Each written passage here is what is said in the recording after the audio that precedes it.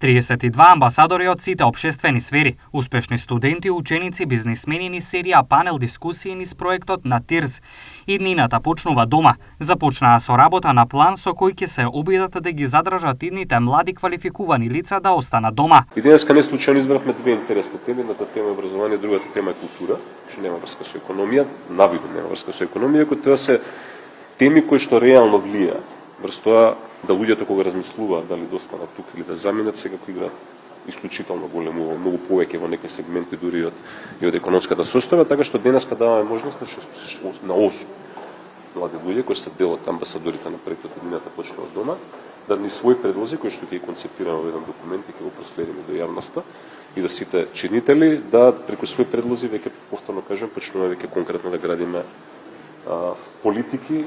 планови како сите тие работи да се спроведат во практика и како се тоа што го имаме тука како општество, како заедница да стане многу повторно кажам многу попривлично и поприфатливо за луѓето во нашата држава, така што она што ми е навистина мене задоволство тоа што имаме супер одзив, имаме млади луѓе, имавме една интересна презентација Државниот завод за статистика, интересна во наводници бидејќи податоците не се охрабрувачки, односно проекциите не се охрабрувачки, меѓутоа добро да знаеме од каде тргнуваме и да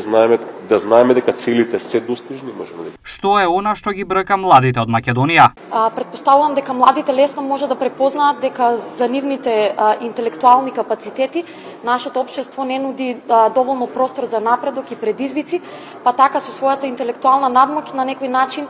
се губат во она што представува секојдневие од активности и своето место за развој го бараат во надворешните компании, меѓутоа и иселувајќи се од нашата земја, би требало пред се акцентот да го ставиме на младите, бидејќи тие се таа прогресивна капацитет кој што треба да не насочи кон